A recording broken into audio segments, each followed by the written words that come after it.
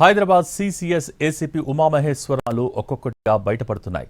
న్యాయం కోసం వెళ్లిన బాధితులకు చుక్కలు చూపించేవాడని చెబుతున్నారు. ఉమామహేశ్వరరావు వ్యవహార శైలిపై గతంలోనూ అనేక ఫిర్యాదులు వచ్చాయి. ఆయనపై ఇప్పటికే 3 సార్లు సస్పెన్షన్ వేటు వేశారు. అయినా తీరు మార్చుకోలేదు ఉమామహేశ్వరరావు. సివిల్ కేసులను క్రిమినల్ కేసులుగా మార్చి లక్షల రూపాయలు జేబులో వేసుకున్నట్టు గుర్తించారు ఏసీబీ అధికారులు. సిసిఎస్లో బాధితులకు న్యాయం చేయాల్సిన హోదాలో ఉంటూ వారితోనే బేరసారాలు చేసేవారని, ఫిర్యాదు చేయడానికి వచ్చిన ఒక ఎన్ఆర్ఐను సైతం బెదిరించి డబ్బులు దండుకున్నట్టు చెబుతున్నారు. ఉమామహేశ్వరరావు బూతు పురాణంపైన కింది స్థాయి సిబ్బంది ఆగ్రహం వ్యక్తం చేస్తున్నారు. తోటి సిబ్బందిని సైతం తిట్లతో అవహేళన చేసేవాడని చెబుతున్నారు.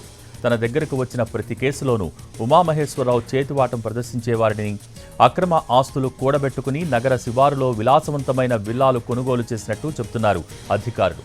తన ఇంట్లో నగదు ఉంచకుండా తన అత్తామామల ఇళ్లల్లో డబ్బులు దాచినట్టు గుర్తించారు ఏసీబీ అధికారులు.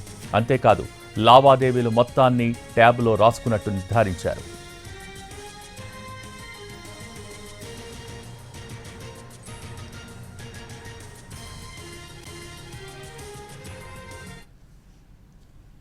హైదరాబాద్ సిసిఎస్ ఏసీపీ ఉమామహేశ్వరరావు అక్రమాలు ఒక్కొక్కటిగా బయటపడుతున్నాయి. న్యాయం కోసం వెళ్లిన బాధితులకు చుక్కలు చూపించేవాడని చెబుతున్నారు. దీనికి సంబంధించి పూర్తి డీటెయిల్స్ మా ప్రతినిధి రాధాకృష్ణ లైవ్ ద్వారా అందించడానికి సిద్ధంగా ఉన్నారు. రాధాకృష్ణ, ఉమామహేశ్వరరావు కేసుకు సంబంధించిన అప్డేట్స్ ఏంటి?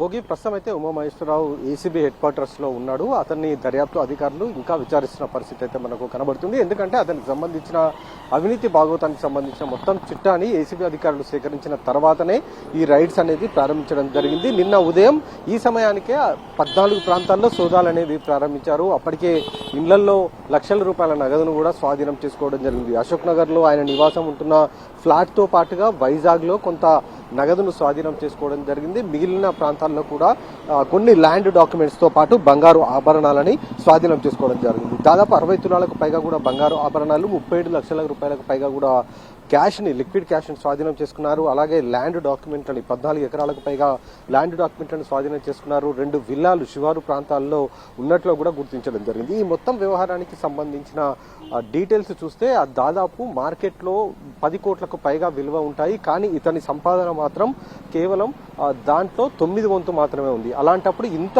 భారీ స్థాయిలో ఏ విధంగా ఈ మొత్తం ల్యాండ్ని ఇతను కూడబెట్టాడు, విల్లాలు కావచ్చు, బంగారం కావచ్చు, ఇవన్నీ కూడా ఏ విధంగా అతను కూడబెట్టాడు అన్న దానికి సంబంధించి ఏసీబీ అధికారులు అతన్ని ప్రస్తుతం అయితే వివరాలు రాబట్టే ప్రయత్నం చేస్తున్నారు. ప్రస్తుతం అతను ఏసీబీ హెడ్ క్వార్టర్స్ లో ఉన్నారు. ఇక్కడ నుండి మరికొద్దిసేపట్లో నాంపల్లి కోర్టులో అతన్ని హాజరుపరుస్తారు. ముందుగా మాత్రం ఉస్మానియా ఆసుపత్రిలో వైద్య పరీక్షలు చేయించిన తర్వాత అతన్ని కోర్టులో హాజరుపరిచే అవకాశం కనబడుతుంది. మరొక వైపు ఈ కేసుకు సంబంధించిన అంశంలో ఇతని పైన ఏసీబీ అధికారులు దాదాపు 3 నెలలుగా నిఘా ఉంచారు. ఎప్పుడైతే ఫిర్యాదులు రావడం మొదలుపెట్టాయో, అంటే ఇతని దగ్గరికి వచ్చే ప్రతి కంప్లైంట్ దారుని డబ్బులు వసూలు చేసేవాడు, ముడుపులు భారీగా తీసుకునేవాడన్న ఆరోపణలు ఇతని పైన ఉండడం జరిగింది. కాబట్టి ఏసీబీ అధికారులకు వచ్చిన ఒక ఫిర్యాదు పైన వాళ్ళు కేసు నమోదు చేసుకొని మొత్తం కూడా ఇన్వెస్టిగేషన్ చేయడం అనేది ప్రారంభించారు. ఇతని పైన ప్రత్యేకంగా నిఘా కూడా ఉంచారు. ఎప్పుడైతే సిసిఎస్కి వచ్చారో, సిసిఎస్కి వచ్చిన తర్వాత కూడా చాలా మందిని, అతనికి వచ్చిన తర్వాత తన దగ్గరికి వచ్చిన ప్రతి కేసులు ఉన్న వాళ్ళని డబ్బులు తీసుకున్నట్లు కూడా గుర్తించడం జరిగింది. ఈ నేపథ్యంలోనే ఈ రైడ్స్ అన్ని కూడా చేయడం జరిగింది.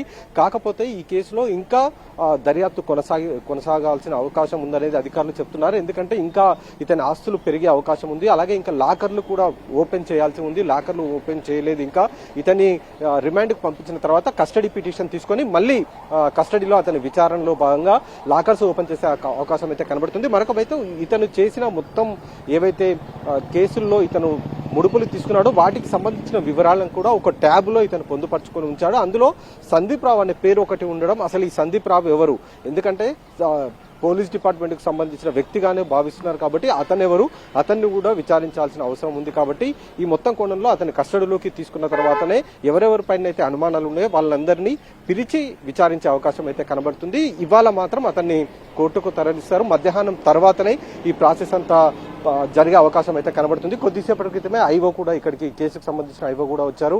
అలాగే ఇతర అధికారులు కూడా ఇక్కడే ఉన్నారు. కాబట్టి అతన్ని విచారణ పూర్తయిన తర్వాత మధ్యాహ్నం తర్వాత కోర్టులో హాజరుపరిచే అవకాశం అయితే కనబడుతుంది. Thank you Radhakrishna.